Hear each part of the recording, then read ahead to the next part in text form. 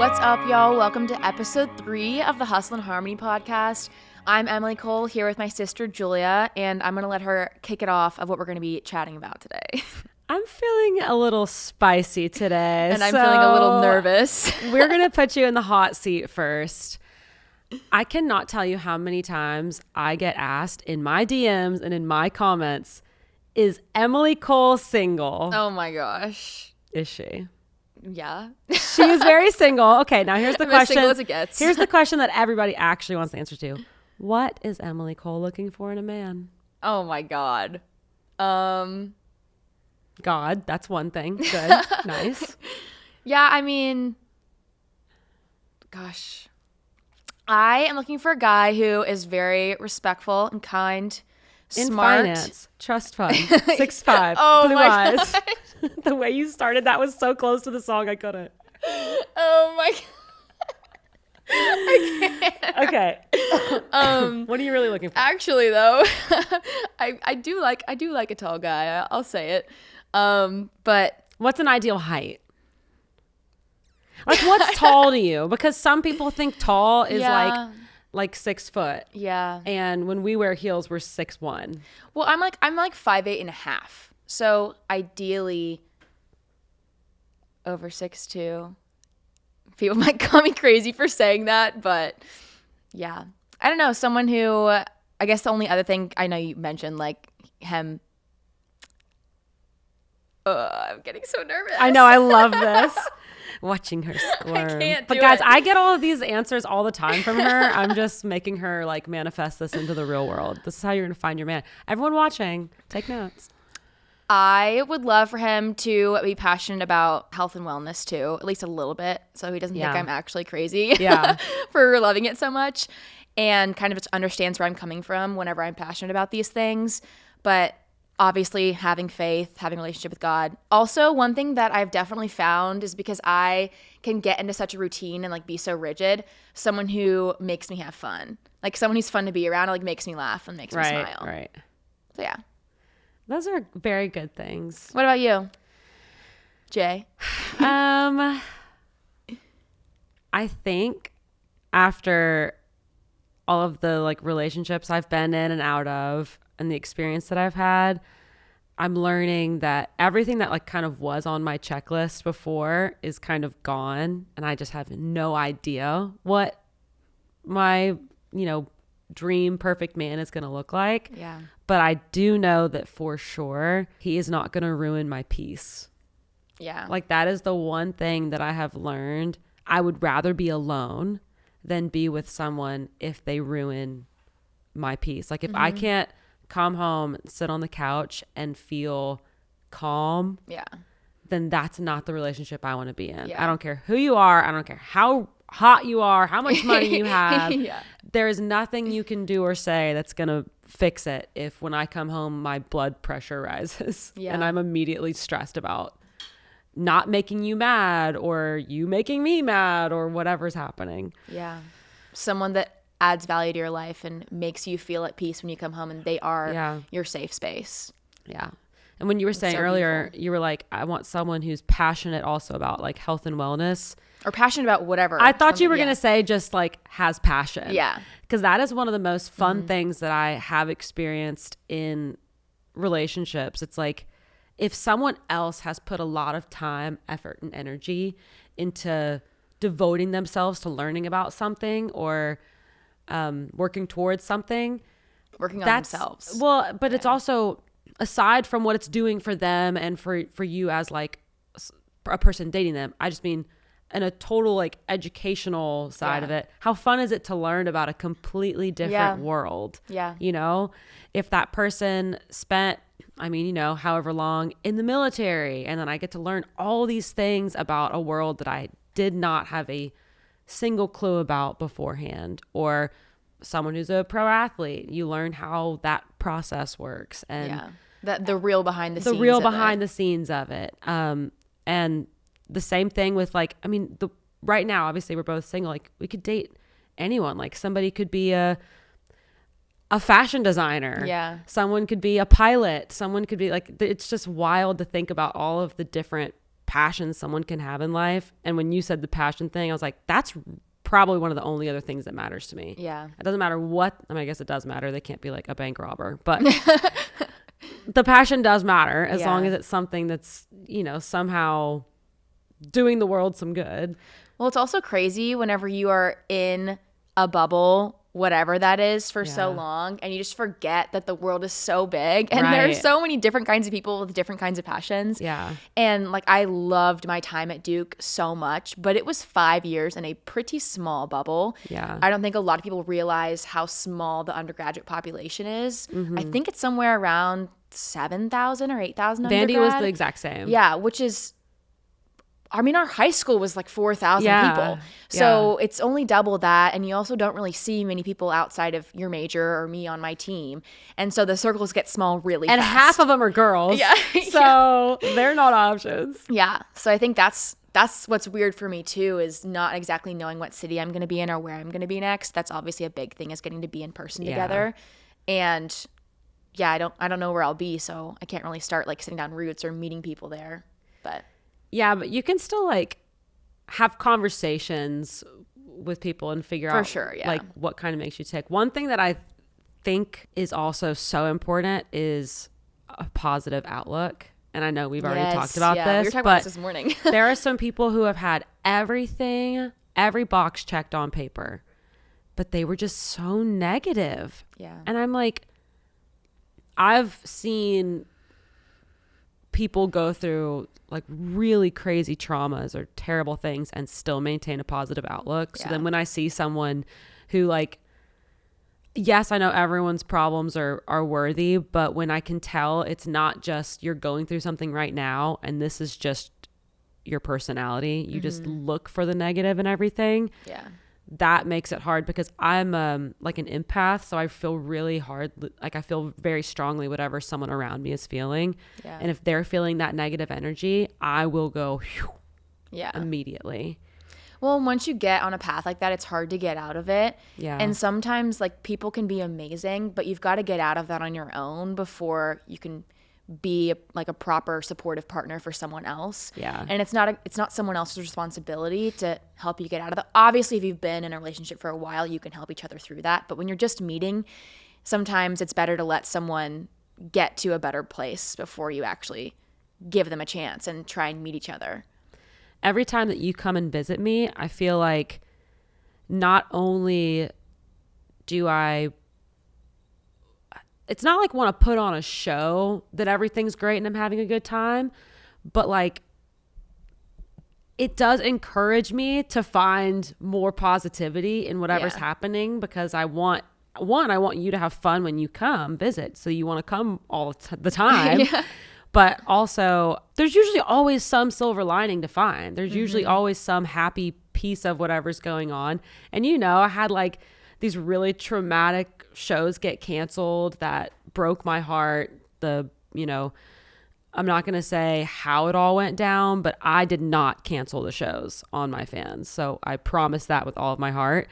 And Emily saw me the night I found out, and I was just like sobbing over the sink in this bathroom, just devastated these shows got canceled. Yeah. And it might not sound like that big of a deal to people listening, but when you have already done all the routing and planning and you were messaging with fans who were going to be there, and they were talking about bringing their 9-year-old daughter who was finally going to be at one of the shows that wasn't 18 and up, and all these things that were going to happen there, and then they don't get to happen, and you don't have the contact information to tell everyone who bought tickets you're sorry, because you don't get their email addresses, and you're just like, how do I fix this? I had family coming that I hadn't seen in a long time. Like, all these things happen. But then like you were with me. So I was like, okay, how do I spin this where, okay, now at least Emily and I will have 2 days where we can lay at the pool and watch Bridgerton and just like have sister time that you and I never have free time. Yeah. So sometimes something has to get canceled for us to actually have an empty day. Yeah. Because if it was already an empty day before, we would have booked it with something. Yeah. Work-wise, even if it was like fun work, we would have been doing something productive. Mm-hmm. And so I think having a family that's like this is making me realize I need a partner that also makes me want to find the positive in whatever is happening. But also, you made it clear to me, it's okay to also just cry for a second. Like, that's okay to be sad. And I was like, but I want you to have fun. You're like, I am having fun. It's okay. Well, and I also like know like having one weekend that's sad doesn't say anything about Nashville, the city itself. But also, like, I think that's also just the power of having someone with you too. True. Even opposed to just having the weekend be alone, because you can get into like more negative thought patterns being alone, or thinking like, oh, I should be at a show right now or whatever. But when you have someone else there with you, you think, okay, how can we make this fun? How can we do fun things? Yeah. And that's also kind of what I was touching at when I was saying having a guy that makes me do fun things too. Yeah. Because I'm so hardwired to just like be productive and get work done all the time. And you are always focused on rest too. Yeah. Like if you don't have something you have to be at, you're like, my body needs to recover because I ran so much this week, or because I need to heal whatever is hurting this week. And so you prioritize recovery sometimes over your own like experiences. Yeah. And I will say this year, actually, my teammates were so amazing. And I feel like this year they really helped me learn how powerful having fun is for recovery too. And like not being so like, oh, I've got to get to bed at this time. Like I've got to be so strict about it, because if you're stressed about those things, I mean, there are times when I'd get to bed on time and like I couldn't even fall asleep at that time anyways, because I was so wired from the day. And just how important it is to actually have fun and like really spend good time with your friends. And my team does rom-com Tuesdays every Tuesday, and just let loose a little bit and enjoy your life. And I think there were a lot of things that I gave up throughout my 5 years that I don't have any regrets about it, but I am excited to find more balance and enjoying my life too, and going to fun things as I pursue running post-collegiately. And one of like an example of this was this year I went to a Benson Boone concert in Raleigh. And it was actually probably one of the best days of my life. He was so amazing and I loved it so much. And Julia actually introduced me to him. She sent me a song, Beautiful Things, a while ago before he blew up. And I introduced him to my whole team. And I went with my roommate, Georgia, who is such a gem. She's from Cyprus. And she's gorgeous volleyball star. She's 6'2". She's a supermodel. Yeah, and just also the most kind and thoughtful person you've ever met. So we had the best time together, and it was just so not what I would have done in the past, because it started at whatever 9:30 p.m. And you both had to kind of go out on a whim, because I remember it was the night of the show. You still weren't sure if you were going or not. Yeah, the night before I like asked her if she'd come with me next day, and she was like, "What? Sure." I know. And it was like, what, an hour away, right? So you had to like put effort in. It wasn't like, okay, I took an Uber 15 minutes away. Like you had to go an hour. The show started at 9:30. Emily's usually in bed by 8. And like, this was crazy for her. It was amazing. He was so incredible. So it was worth it so much. And now he's literally about to open for Taylor Swift next week, which is so crazy to me. And you're going to be like, I saw him first. Yeah. He blew me a kiss in the same room. I don't know about that. The room was so small, I could feel his sweat. No, I think there's something to be said for having experiences that are once in a lifetime. And anytime it's a first time memory for me, it holds so much heavier of a weight than anything I've done in the past already. Yeah. So like, even if it's something fun you like doing, like going to the same lake house or going to the same bar or going to visit your parents or going to visit, like just doing something you've already done before, it doesn't hold as heavy of a weight in my memory because it kind of blends with the other times you've been there. But anytime I get to do something for the first time, I get shook by the experience and it feels like time moves more slowly. Yeah, because you're taking in so much. I'm taking in so much, and I remember so much about it that 1 week period, I'm thinking right now of like going to Italy, you know? But it's any trip that I do for the first time. Climbing Mount Kilimanjaro in Tanzania, Africa. Is climbing a mountain in Africa? Believe you did that. I mean, is it like something I want to do every day? Absolutely not. It was the hardest thing I've ever done. But the memories that I have from it, it just feels like I lived an entire separate life in that 8-day period on the mountain that I can remember more than maybe the entire year of 2021. Yeah. Which is just bizarre. What was your favorite part about climbing Mount Kilimanjaro? Because you have so many cool memories from that trip. Well, I climbed with my best friend from Vandy, Emmy Bolchmeyer. And roommate. And roomie and all of the above. She and I, this was really her passion project that I was like the crazy friend who she knew would say yes. Because who else is going to say yes to, we went during COVID. So this is during 2020. So we are in Africa. The only country that's open is Tanzania. Like, even though we connected in Ethiopia, you couldn't leave the airport. Wow. Everywhere else was shut down. And it's because the president in Tanzania didn't believe COVID was real. Wow. But what I actually think it is I think that they don't have refrigerators. They don't have money to have things stocked in their pantries and safe. They have to go to the market. They have to interact on a daily basis to survive. Yeah. They couldn't have gone a year and stayed in their homes. No one has that kind of reserve over there. So I think it was also just out of necessity to make the town like be okay with still existing. Yeah. The president did later die of COVID. Yeah, it was wild. Oh, no. It was crazy. My favorite part about that trip was how different the culture is. And every time I leave America, one, I fall in love with America even more because it's such an amazing place. But two, it gives you that really confusing battle in your mind of, okay, what is actually something that's just right or wrong in humanity versus what is something that the society I was raised in just told me is the right thing. Mm-hmm. And there's a whole culture over there, the Maasai warriors, and they are allowed to have as many wives as they want, as many kids as they want. They walk around in like dresses with spears. I mean, they're like skirts. I'm sure they call them something. They're warriors though. Like, they still look terrifying, and they're just like holding these spears. And I'm watching this with my own eyes. This isn't like a thing from the past. This is 2020. Mm-hmm. And they were, our guide or our like friend who was one of the locals telling us the stories. I'm sure he hammed it up because he loved our reactions. Yeah. But he was like, yeah, that Maasai warrior over there, his entire worth is based on how many goats and cows he has. So the whole goal is just to have the most goats and cows. Wow. And is that how he like attracts a wife? I think so, but you also have to have a ton of kids to then like take care of all your goats and cows. Oh my gosh. So he was like, that guy probably has 20 wives and probably has 100 kids, and the kids have to go up and tell their dad which mom they came from, and like the dad doesn't know his own kids. I mean, that is wild. It's wild, but I don't know anything about their world or their culture, so I can't be like, that's not right for them. Like, that's how their tribe does it. Yeah. And I don't understand it, but like something as eye-opening as that to me is why travel is fun.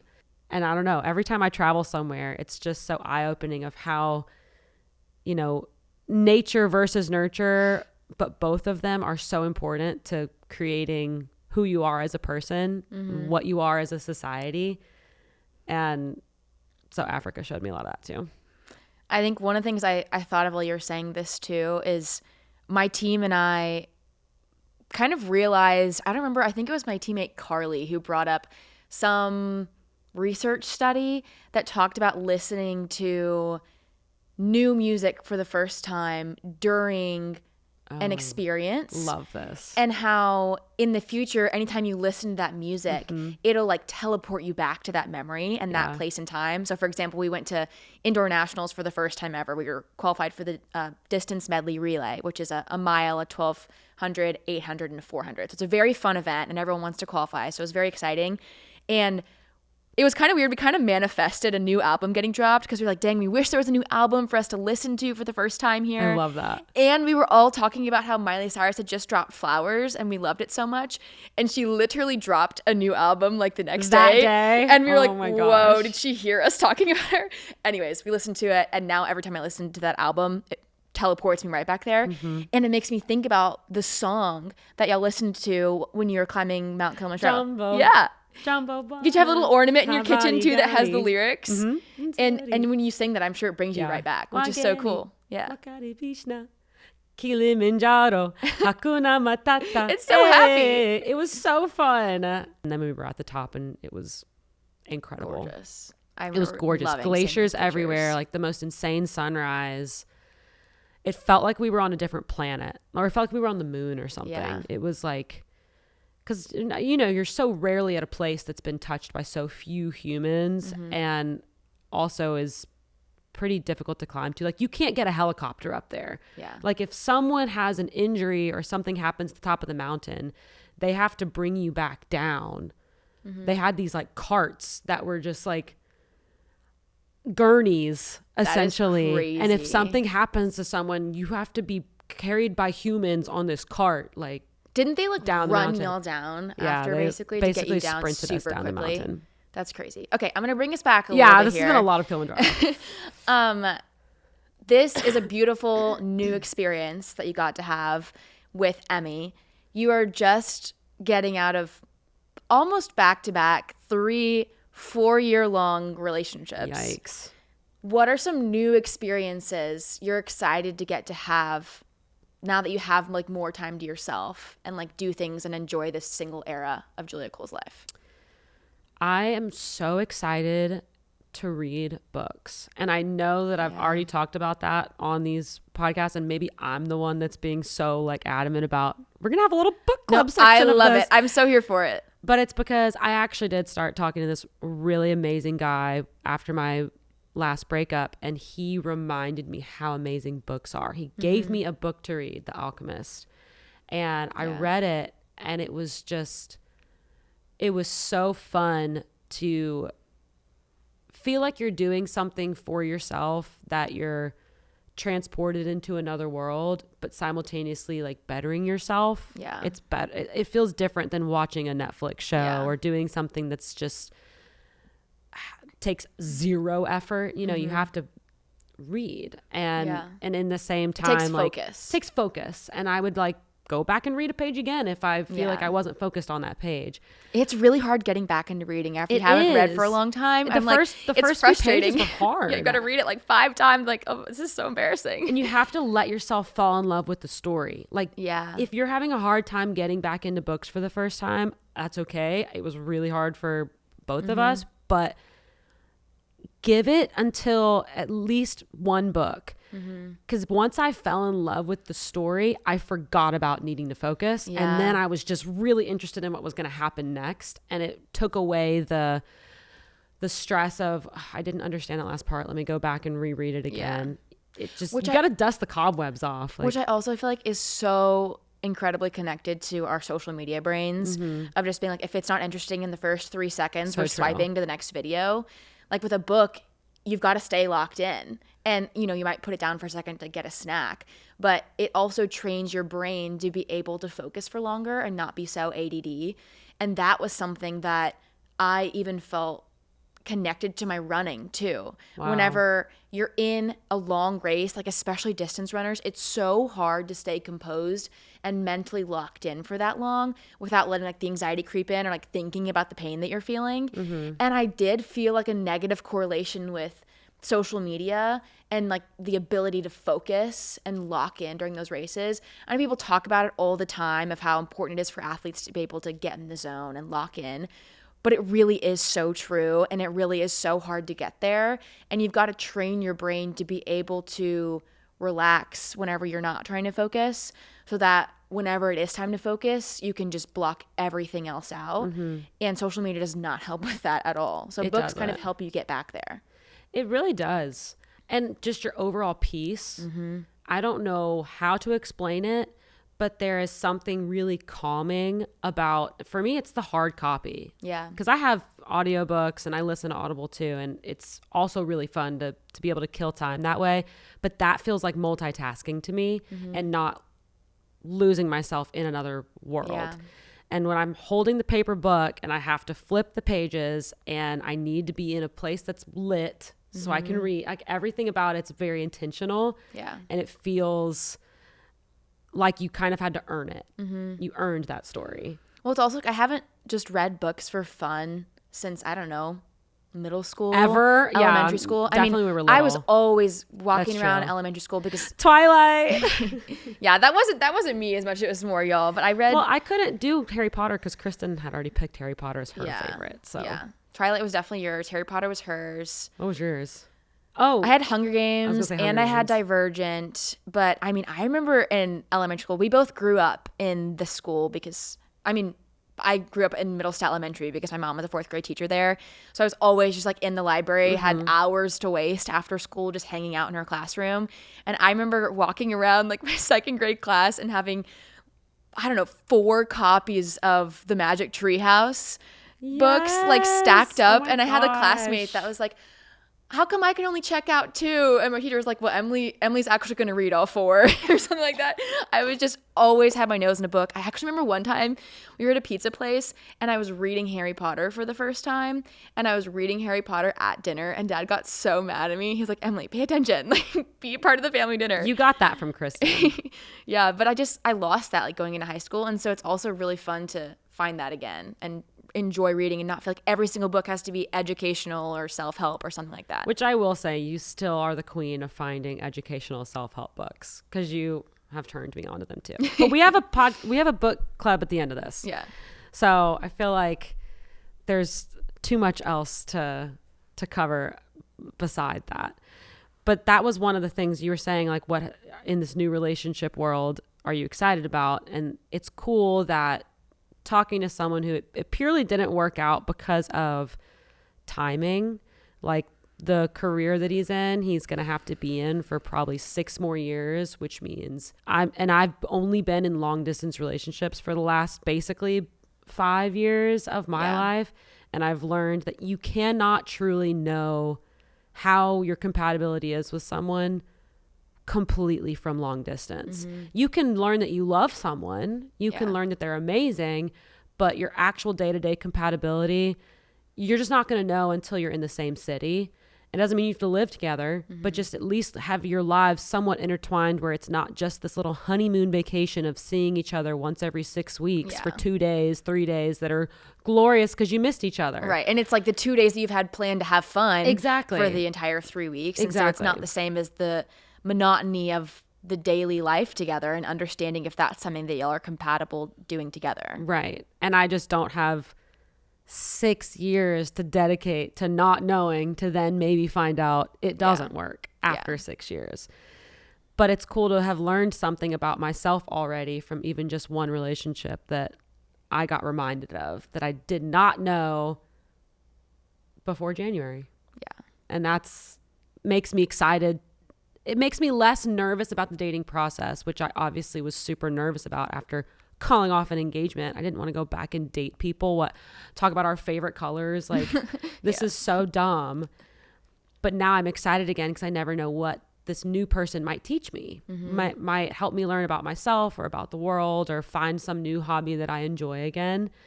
And we've even talked about that. Like, what if it's like someone's already built this life that I don't have to then build it, and I can just go be a part of it. Yeah. I've already built this whole world I'm in. Someone else could have already built their whole world too, and maybe it's a world I love. Yeah. I don't know. It's made it exciting to at least have had a good first experience out the gates. I think also realizing how amazing someone can make you feel and like add to your life, rather than it being something that you're constantly worried about or having like feel like you have to like work on, especially at the beginning too. I mean, when you are still in the honeymoon phase, it's supposed to be like that. Yeah. And just understanding that there are people out there that are happy and can make you a better person and feel good and treat you well, and there's no reason to lower your standard or just because you haven't met someone like that yet. Yeah. And like take the time to work on yourself and, you know, dive into your passions while you're waiting, but don't lower your standard just because you haven't found someone that fits yet. Preach, sis. Louder for the people in the back. Says the girl who's been single for 5 ever. Oh, well. Since high school. But you're so cute and single. I did have a TikTok fling, but. TikTok fling. Shall we? I feel like we shall. Let's talk about it. What do you want to know?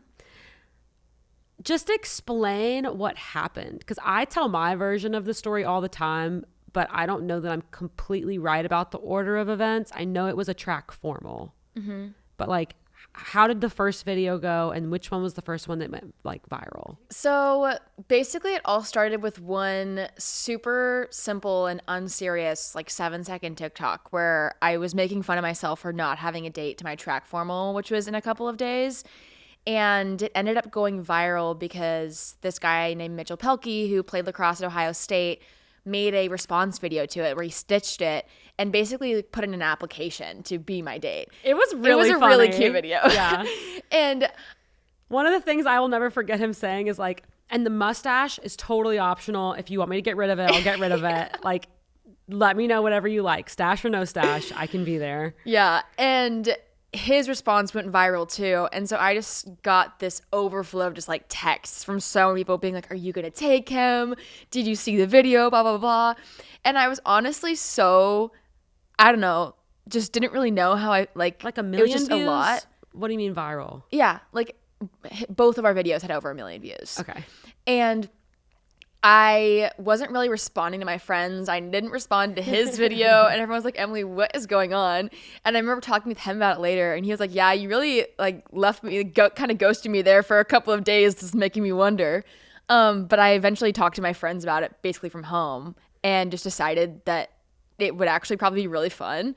And I had nothing to lose. And I was like, sure. So I responded to it and basically invited him. And I can't remember exactly how the videos went back and forth, but there was probably like 3 or 4 more back and forths.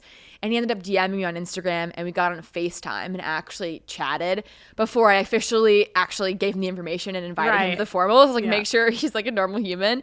And he was super fun to talk to, super easy to talk to. These were all videos too. And you can tell a lot about a person from their mannerisms and how they speak in a video. Plus you could like go look at his socials. Exactly. It wasn't, it's hard in today's era to be a stranger, really. You feel like you know everyone, even though you don't know them. Can get an aura from what they put out on social media too. But yeah, he ended up making the drive and he's a YouTuber, so he vlogged the whole thing. And we went to formal together and it was so fun. It was definitely the first thing that ever went viral on my accounts. And I remember my Instagram going from almost 10K to 20K just from this whole thing happening. And I think my TikTok went from 30K to over 100K because of all the videos. I mean, we made a bunch of cute videos when he got there too of being like, reveal, he's actually here. And everyone was just like, we did that. Like TikTok did this. And TikTok did it. They did. Yeah. No, it was really cool. And it was so fun. We had a great time. And I actually ended up, so he loves New York City. I'm pretty sure he's living there now. And I was going to visit my sister who lives close to New York City a few weeks later for Christmas break. And I ended up inviting him. And so it was my 21st birthday, actually. We were together in New York City and just like exploring, going around downtown. We went to, what's the really famous Italian place? I know what you're talking about, but I don't remember. I can't remember the name of it, but we went there. But they made you gluten-free pasta. And I remember you talking about it for like 7 months later. Like, yeah. And so it was honestly crazy the way it all happened. And we just didn't live near each other. So we never ended up dating or anything.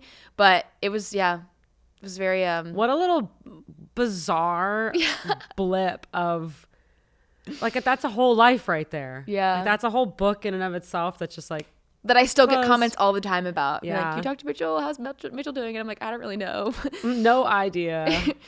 But that's so funny. It was so fun. But again, that's one like experience that even though whatever things don't work out, you don't date, doesn't matter, you still probably learned so much about yourself, and it kind of maybe kick-started this job you have now. Yeah, with social media. How bizarre is that? You never know what going on a date with somebody is going to do. Mm-hmm. It's so true. Yeah. And also like what's going to take off on social media too. That we really don't know. Nobody knows. Julia literally just posted a video of revealing to me the song that she wrote for our dad for Father's Day. And it's kind of going off right now, and rightly so, because it is so beautiful. And it's funny. It definitely was a reaction video, but it wasn't exactly the first time I'd heard it, because the first time I heard it, she actually showed it to my dad, and it was on Father's Day. And I was in the car, and I mean, I was boo-hoo all crying. Of us were. Oh my gosh. I was sobbing. Yeah. And I was like, I cried the whole time I wrote it. I'm not even going to lie. I wrote it with my friends, Rachel and Austin. And poor Austin, he's like watching Rachel and I just gush about our dads and how amazing they are. And he's like, I'm a dude. So writing daddy-daughter dance right now. But he can think about being a dad. Well, and he is a dad. Okay. So cool. It's like, he was still able to help us and pull from things on that front. But we wrote about the daddy-daughter dances that we got to have growing up, where I realized after talking to Austin, I guess a lot of guys don't know what this is. Only girls do, because if you're not a father yet, and why would you know what it is? Yeah. So the daddy-daughter dance, it's basically the dad gets to take the daughter out on like a date night and show them how like a respectful date is. They open the door for you. They take you to dinner. They take you to the dance. They spin you around on the dance floor. They get you your refreshments. You stand on their shoes. Like all your friends are there with their dad. So the dads end up having fun because they all have a ice chest of beers somewhere that they're all hanging out and still talking. And all the little girls are in their little dresses and just having the best time. And I guess when we were writing this song, I was like, it's also the difficult dance of a father-daughter relationship where they're trying to be educational and strict and raise you correctly, but also be loving and kind. And they're balancing, I want you to be strong and independent, but also I can't make you too much like a boy, or like you still need to have your feminine side, and a dad doesn't necessarily know how to navigate that. Yeah. Because they never were a little girl. Like the movie we just watched. Exactly. Oh, what was it called? Blended, yeah. So I love a rom-com. I've watched 200,000 rom-coms. So if y'all know any of them, give me all of the recommendations because I'm obsessed with them. But I made Emily watch this one with me this weekend. Another silver lining of these shows not happening that I was so sad about. But this song, it kind of balances, like one of the lyrics too in that verse is, you know, you caught me lying once and made damn sure I learned my lesson. But you held me when I cried and taught me all about doggy heaven. You know, like there's all the yin and yang of like being a parent. You have to be the disciplinarian, but you also have to be the comfort zone. Well, and also your lyric about like finding a guy that's half the man that you are. Like, it's hard. Well, and I feel so guilty about the fact that my dad has had to deal with my bad relationships. And I know that that's something that every dad has to deal with who has a daughter or a son. It's just being family. You have to take on some of each other's burdens, but there's an extra layer on top of like when a guy asks a dad to propose to his daughter. And, you know, I hate that dad had to get put through that situation. And didn't end up I feel responsible for him having to had gone through that. Yeah. And so part of that verse is also me just, the whole song, a lot of it was me just being like, thank you for being there for me through the ups and the downs. And, you know, that parallel of the daddy-daughter dance also just being the dance of life. Like the world keeps spinning, but you don't let go of my hand. Yeah. So I don't know. It's so beautiful. But yeah, that's another one that we just posted. I didn't know how it was going to do, but I think I had a bunch of friends already text me and be like, really? I am dancing with my dad to this song at my wedding, actually, because there's also the lyric about getting ice cream after every game, no matter how you played. Yes. And I just feel like every single female athlete ever is like, that is my childhood. We went and got ice cream after every game, and I like Baskin Robbins. I could tell you based on what field we were playing on which ice cream place we went to. Like that was how niche it was. And then obviously in the bridge of the song, we take it to the wedding dance, the father-daughter dance of where he's like, you know, life goes and butterfly kisses. And it's just the whole life cycle of where I was with dad as a little kid, the middle verse of like a relationship going poorly and dad, you know, still loving me and like supporting me through it. Yeah. And then the bridge is kind of where I hope my life goes. And I get to have that, you know, father-daughter dance one day at a wedding. Yeah. Which, big news. Our dad has officially become a grandfather now. Yes, our older sister had a baby. Aunties. So we've got a little nephew. Kristen's the cutest mom. Martin's the cutest dad. They are adorable. They have a puppy too. Like Kristen was on the phone with us. We were on FaceTime yesterday. And I was like, you look like you're glowing. You're just beaming. She goes, I'm on FaceTime with my 2 sisters. My parents are here. My husband is here with my newborn baby son. And I have a puppy. How could anything be any better? And we were like, yeah. And the 2 of us are over here just like, sense. Do you see that girl in the back of that photo drowning? That's me. We're over here living you know what though? We are living our best lives together. It's a total joke because I'm having the best time with you right now. And we're having this era together. Yeah.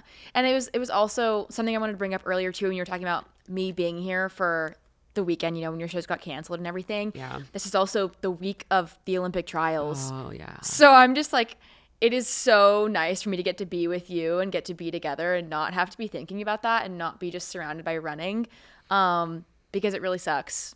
Because that's kind of, I mean, it's what I've like worked towards since, I mean, that's what I set my iPhone password to in junior year of high school. It's just not time yet.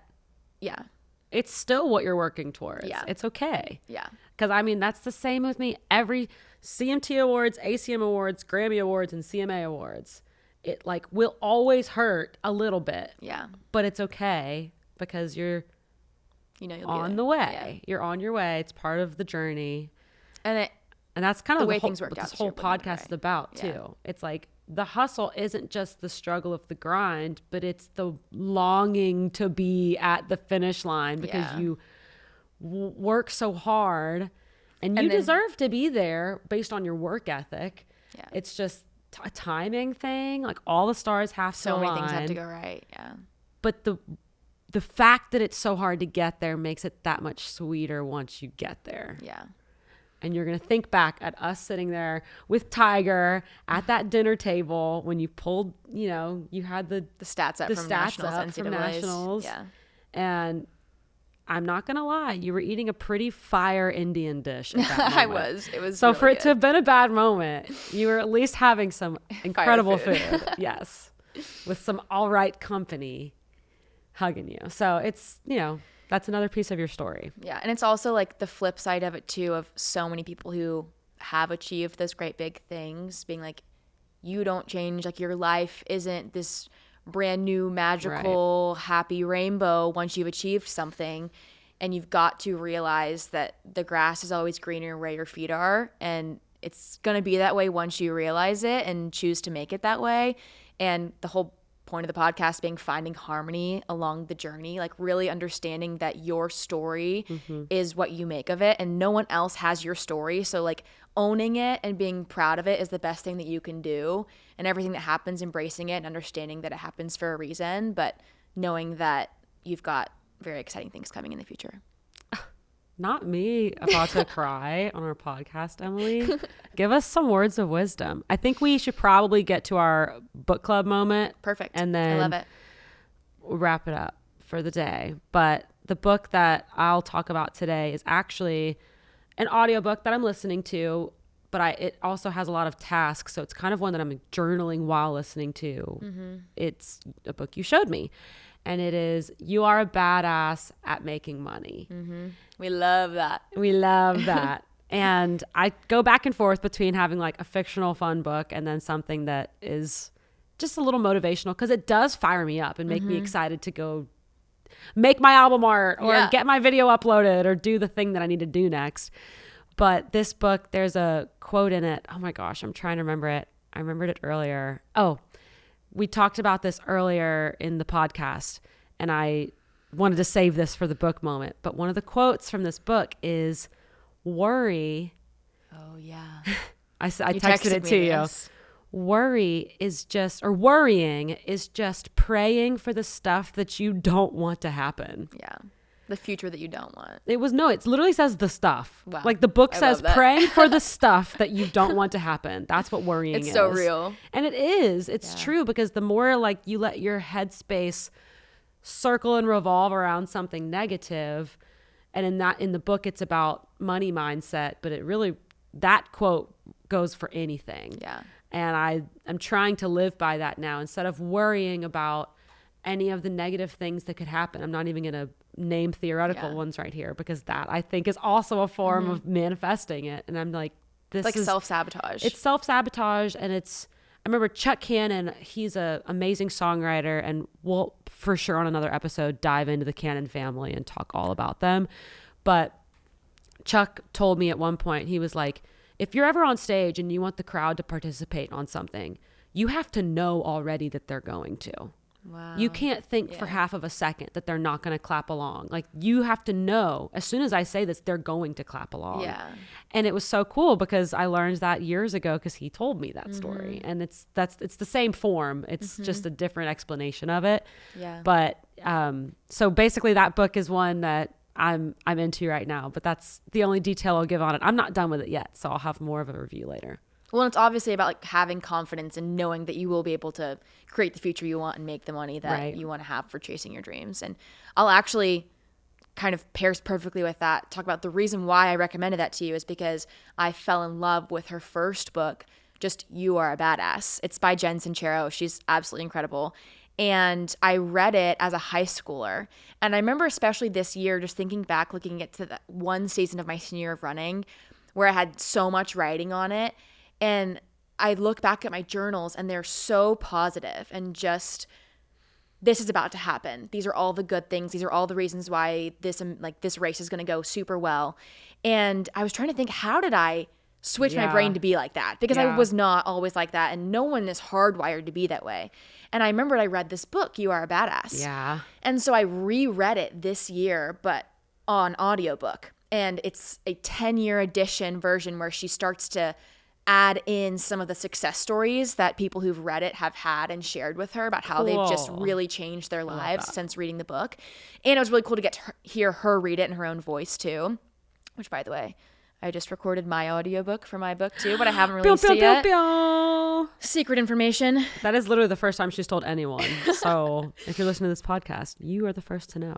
But I love that book because it just talks all about manifesting the future you want to have and the power of positivity and believing it, and also surrounding yourself with people that have the same energy and putting yourself at a higher energy so you can attract those people and attract the future that you want.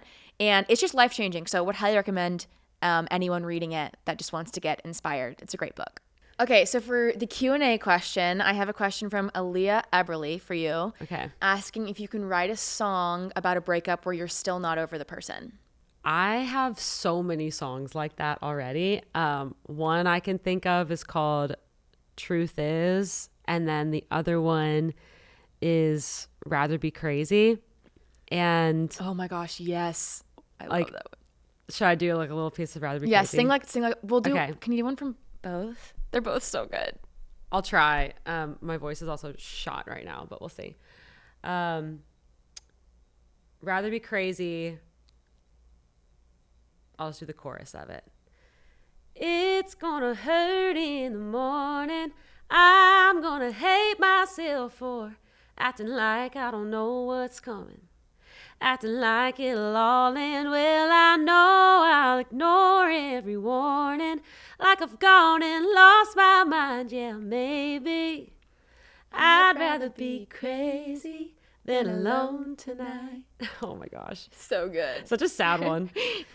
Then Truth is like really bad. You're hung up on somebody and it's like you're dating somebody new, but then the chorus is, truth is, I don't want him, baby, not when I know you're still the one. And if I'm running your direction, it ain't right to keep on lying when I'm lying next to him. My heart ain't his. Truth is. So good. So yeah, there you go, Leah. She's already written them.